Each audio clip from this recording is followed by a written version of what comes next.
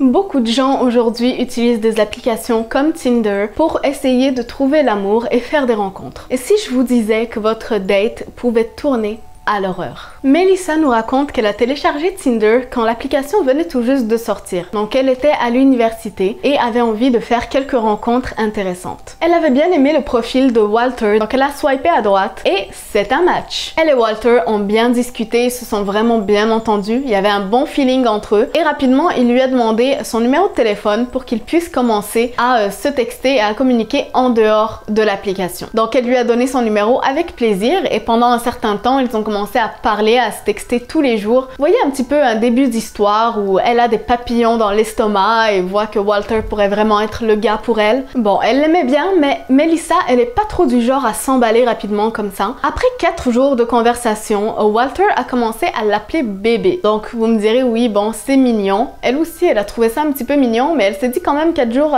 c'est rapide hein, pour commencer à m'appeler bébé comme ça. C'est des surnoms très affectueux. C'est le genre de surnom qu'on donne à quelqu'un quand on est assez proche de lui quand même, généralement. Donc elle a juste ignoré ça et a continué la conversation avec lui. Au fur et à mesure, il a commencé à devenir de plus en plus collant envers elle. Il a commencé à lui dire qu'il voulait qu'il soit exclusif, qu'il voulait qu'elle voie donc personne d'autre que lui et lui non plus. Elle a commencé carrément à la supplier de venir le voir chez lui avec son chien. Enfin lui, il a un chien, du coup il lui disait genre viens, tu vas pouvoir caresser mon chien et tout, il est mignon. Je sais pas c'était quoi comme technique pour attirer une fille, genre viens j'ai un chien à la maison. Mais en tout cas, voilà, il commençait à lui dire ça, genre viens me faire des câlins et tout ça. Bon.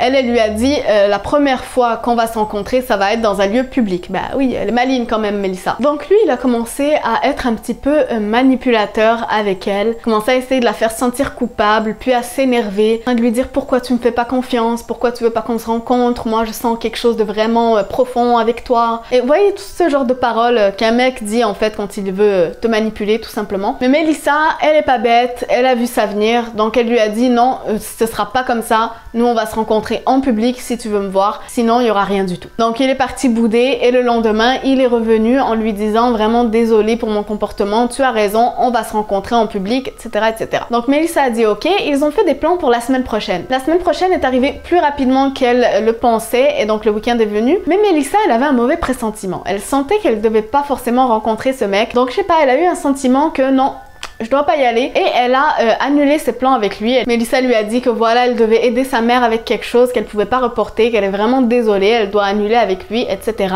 Et comme on le sait un petit peu vu sa personnalité jusqu'à maintenant, il a très mal réagi. Donc il a commencé à lui dire oh ta mère est une grande fille, elle peut se débrouiller toute seule, viens me voir, j'ai vraiment besoin de te voir, j'ai besoin de t'embrasser. Et tout ça, c'est quelqu'un à qui elle a parlé depuis 2 semaines peut-être sur Tinder. Donc c'est vraiment bizarre en fait quelqu'un qui se comporte comme ça avec toi, qui est tellement collant après toi. C'est un peu creepy quand même. Après le commentaire qu'il a fait sur sa mère, qu'elle a trouvé vraiment très bizarre, elle a décidé de l'ignorer. Donc elle a complètement ignoré ses textos et ses appels. Donc même si c'était pas prévu à la base, elle a décidé finalement d'aller voir sa mère. Elle habite à environ 30 minutes de chez elle, donc elle a passé la journée avec elle. Donc il lui a envoyé texto après texto en train de lui dire désolé bébé, pardonne-moi mon bébé, je suis désolée mon bébé.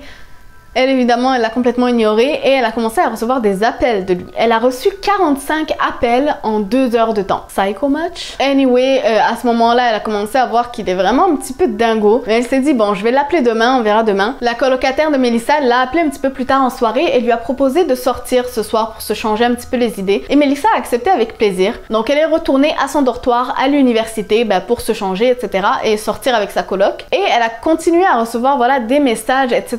de son quoi, c'est même pas son copain en fait, c'est ça le plus drôle, c'est son crush Tinder. Et un message particulièrement lui a glacé le sang et lui a demandé pourquoi est-ce que tu ne m'as pas dit que tu étais revenu à l'université. Comment il sait ça? Et elle comptait pas lui répondre en fait jusqu'à ce qu'elle reçoive ce message qui l'a mise vraiment mal à l'aise, genre comment il sait ça? Et elle a décidé de lui répondre justement, elle lui a dit ah, désolée, j'étais très occupée avec ma mère, mais comment tu sais que je suis revenue à l'université? Et il lui a carrément répondu bah c'est facile, j'ai vu sur ton profil Tinder ta localisation changer. Donc ça, elle a trouvé ça tellement creepy. Elle lui a dit carrément genre vraiment tu fais des choses très creepy là, c'est pas normal ce que tu fais. Que remarquer que sa localisation change, genre il doit être vraiment en train de rafraîchir la page de son profil toutes les 2 minutes. Et en tout cas, c'est vraiment un comportement louche et c'est pas normal en fait. Qu'est-ce que tu fais? La fille t'a dit qu'elle est là en train d'aider sa mère, en train de faire des choses Et toi, t'es en train de la harceler par message, par appel, par tout. Tu la stalk sur Tinder.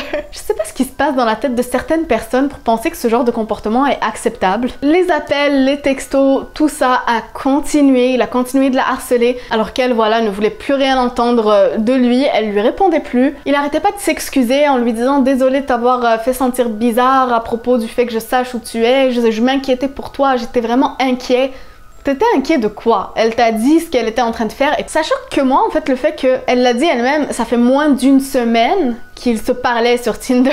Moins d'une semaine que tu parles à quelqu'un et tu deviens comme ça avec? Il y a un problème quelque part. En tout cas, elle voulait plus entendre parler de lui, mais vraiment, la goutte d'eau qui a fait déborder le vase et qui l'a vraiment terrifiée, elle personnellement, c'est quand il lui a envoyé un message en lui disant « Je suis juste devant ton appartement, sors dehors, je suis là avec une boîte de chocolat et des fleurs. Je t'attends mon amour. » Ok, donc directement Melissa, elle a appelé la police, enfin. Parce que quand même, genre quelqu'un vient jusqu'à chez toi alors que tu l'as pas invité, c'est quelqu'un que tu connais pas, c'est un complet inconnu. Tu l'as connu sur Tinder, genre tu sais pas c'est qui. Et il vient, il se pointe chez toi, sans s'annoncer, comme ça. Mauvaise idée. Heureusement, elle a appelé la police, mais quand ils sont sortis autour de chez elle pour voir, il n'y avait personne. Donc il a dû se stationner assez loin quand même. Dites-moi ce que vous en pensez, vous, dans les commentaires. Est-ce que vous avez déjà connu des gens un petit peu bizarres comme ça sur Tinder, d'autres applications de rencontres? Moi, j'ai jamais utilisé Tinder, donc je me sens un petit peu chanceuse de ça quand je vois des histoires comme ça qui font vraiment flipper. Si vous avez aimé la vidéo, n'hésitez pas à la liker et à la partager. Ça me fait toujours plaisir. Merci encore une fois à tous ceux qui me soutiennent sur Utip. Je crois que je vais le dire à chaque vidéo parce que j'ai envie de vous remercier en fait tout simplement, donc merci beaucoup. N'hésitez pas à aller me suivre sur TikTok également et sur Instagram où je vous poste des mini histoires effrayantes tous les jours, donc ça me ferait très plaisir de vous voir là-bas. Et n'oubliez pas mes étoiles, toujours le plus important, continuez de briller de mille feux.